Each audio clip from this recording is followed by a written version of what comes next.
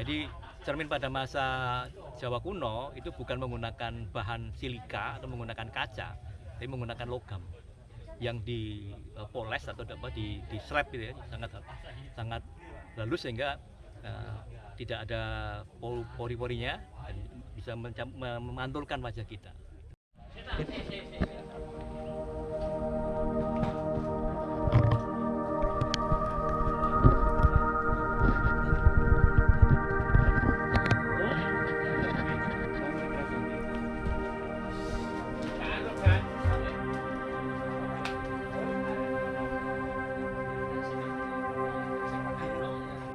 Ya, saya baru mengikuti ekskavasi tahap 2 di Gemekan pada hari ini.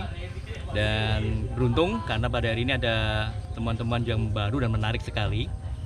Tadi pagi kita mendapatkan data baru berupa artefak berbahan dasar perunggu yang pada tahap awal itu ditemukan satu bagian yang ternyata setelah dibersihkan itu merupakan sebuah pegangan.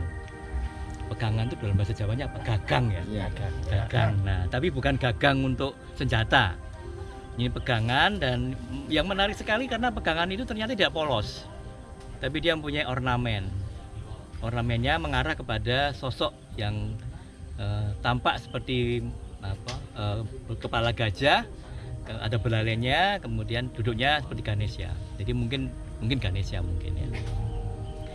Ya, selang beberapa menit kemudian ternyata kawan-kawan di tim ekskavasi menemukan lagi artefak yang berupa lempeng perunggu juga, masih penuh dengan patina atau penuh dengan karat untuk logam perunggu itu, warnanya hijau sekali. Kemudian kita bersihkan itu dan ternyata dia adalah bagian dari artefak yang tadi ditemukan pertama. Jadi awalnya temukan pegangan, kemudian ditemukan berikutnya adalah bagian atasnya. Jadi kalau gambaran lengkapnya itu ada bagian yang melingkar begini, lempeng, kemudian ada pegangan di bagian bawahnya. Nah, ini adalah artefak yang dalam bahasa Jawa kuno disebut sebagai darpana. Darpana itu bahasa modernnya ya cermin. Timbul pertanyaan kalau orang kita, kok cermin bahannya perunggu itu bagaimana? Nah, ternyata memang pada permukaan darpana itu dia dipoles demikian halus dan demikian mengkilat, sehingga memang pada posisi seperti itu kita bisa melihat wajah kita. Jadi cermin pada masa Jawa kuno itu bukan menggunakan bahan silika atau menggunakan kaca, tapi menggunakan logam yang dipoles atau di slab gitu ya, sangat halus sehingga tidak ada pori-porinya dan bisa memantulkan wajah kita. Itu teman yang sebenarnya dari satu sisi itu sangat menarik, tapi sekaligus menjadikan PR kita. Karena dalam sejarah penemuan benda-benda di dalam perigi atau sumuran sebuah candi, baru kali ini kita mempunyai data berupa temuan darpana di dalam perigi. Jadi kita membutuhkan kajian lagi apakah ini sebuah anomali atau satu hal yang aneh, atau memang bisa diterima sebagai suatu kewajaran. Karena biasanya kalau terkait dengan peripe atau benda-benda suci yang disertakan dalam sumuran, itu umumnya adalah menggunakan benda-benda yang terkait dengan dewa-dewa. Tapi kalau bicara mengenai darpana, ini kan bukan dengan dewa, dengan manusia. Nah, ini yang menarik ya. Satu sisi kita senang mendapatkan data baru itu, sekaligus menjadi pekerjaan rumah ini. Ini lazim atau tidak gitu. Nah, di samping juga pertanyaan kami dalam proses mengambil tanah di bagian sumuran ini adalah ternyata tanah yang kita angkat dari sumuran itu bukan lagi tanah yang kompak. Dalam arti banyak berupa gerowol-gerowol gitu. Nah, itu yang terpenting dari hari ini itu temannya. Pak, ini mungkin terkait denah candi ya, Pak ya, denah candi, terus mungkin itu aliran apa, corak apa, dan mungkin bisa dihubungkan dengan prasasti kemarin yang ditemukan. Seperti apa? Kalau denah kita sudah dapatkan ya, apalagi dengan menggunakan foto drone ya, sudah ketahui denahnya itu. Tapi kalau kita mau hubungan dengan keberadaan prasasti sendiri, bagi saya pribadi memang kita harus lakukan pembuatan saya mengistilahkan sebagai jembatan ya, bridging ya. Jadi bangunan yang ada dengan keterangan yang ada dalam teks prasasti itu kita tidak boleh serta-merta langsung diklaim itu pasti ini itu nanti dulu.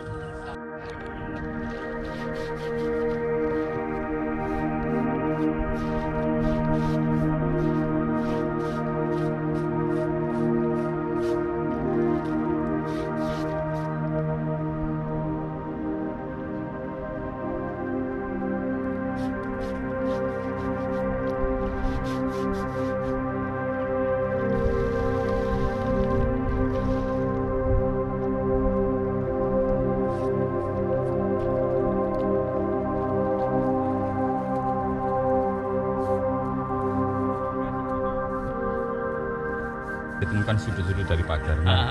Indikasinya BPJP juga belum menemukan mana sih pintu masuknya. Ya, itu jadi perhatian kita. Kita memang ingin tahu karena sudah mendapatkan bagian yang menonjol di sisi timur dari struktur yang ada. Tapi kita ingin dapat dukungan dari struktur pagarnya.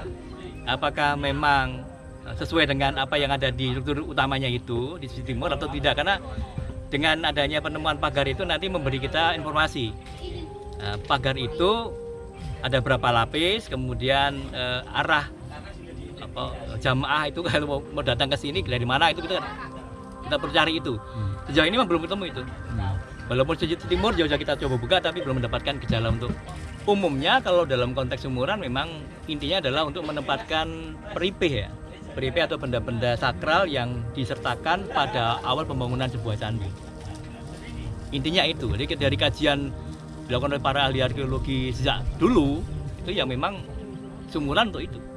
Bukan untuk benda-benda lain selain peripih. Iya, intinya itu. Yang paling pokok aja misalnya bisa dilihat nanti kalau mau baca disertasi dari Sukmono. Beliau mengkaji banyak sekali sumuran. Dan data yang beliau sampaikan itu rata-rata memang terkait dengan peripih itu sendiri. Ya, terkait dengan simbol-simbol para dewa. Itu yang utama itu. Apa artinya penemuan Darpana di Sumeneb itu memang suatu hal yang lazim atau tidak? Nah itu yang lagi kita bicarakan itu menarik sekali. Jadi kita perlu kaji itu apakah memang bisa lazim atau kita yang kaget aja kan gitu. Ya. Pak, kalau sesuai dengan angka tahun di prasasti kan 852 saka itu kan Pusindo. Apakah ini juga terkait dengan agama yang dianut oleh Pusindo? Berarti kan kalau ini berarti beranutan Buddha. Gimana Pak? Kalau secara garis besar saya bisa sampaikan bahwa Maharaja Pusindo itu mengayomi semua agama. Jadi dari sejumlah prasasti yang beliau keluarkan itu mengayomi baik itu bangunan suci beragama Siwa maupun Buddha. Kalau saya menangkapnya dari sisi itu, toleransi Sindok memang luar biasa. Dan itu bagi saya nggak kaget. Pak, kalau masa itu di Jawa Timur paling banyak agama apa Pak? Waktu kalau bicara paling banyak nggak bisa. Karena apa? Yang perlu kita pahami, sejak Medang di Jawa Tengah itu antara agama Buddha atau Sogata dan agama Siwa atau Hindu itu sudah rukun. berdampingan. Ya, bahkan ada contoh seorang raja yang beragama Siwa menyumbang stupa untuk Candi Buddha. Namanya Rakepikatan Dyasa Ladu. Itu dipahatkan di prasasti pendek di Candi Pelausan Lor. Jadi untuk bicara mengenai kuantitas bangunan sucinya kita tidak bisa tentukan mana yang lebih dominan, enggak. Nah memang rupa-rupanya bahkan perkembangan lebih lanjut ajaran di Jawa ini bunyinya bukan lagi Siwa saja, Buddha saja, tapi penggabungan Siwa Buddha. Kalau di sini Pak Sama. lebih ini Di sini masih Jawa Timur. bukan maksudnya di Nunukan ini bisa difokuskan kalau itu apakah Buddha atau Hindu. Saya belum bisa berikan kepastiannya. Kita nunggu hasil kapasitas nanti. Karena memang posisi temuan itu menentukan sekali untuk kita memberikan jawaban atas latar belakang agama candi yang ada di Gembekan ini. Saya belum berani hebat statement untuk itu. Sebelum nanti kita punya data arkeologi yang benar-benar mendukung sana. Karena begitu statement saya berikan, kalau terjadi kesalahan, fatal nanti. Pak melihat temuan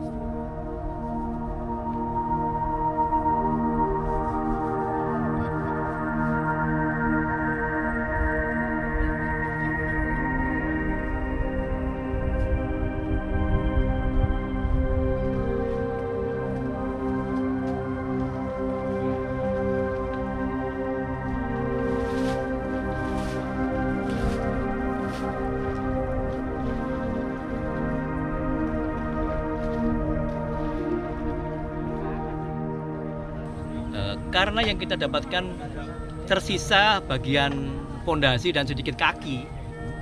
Nah, memang agak susah ini.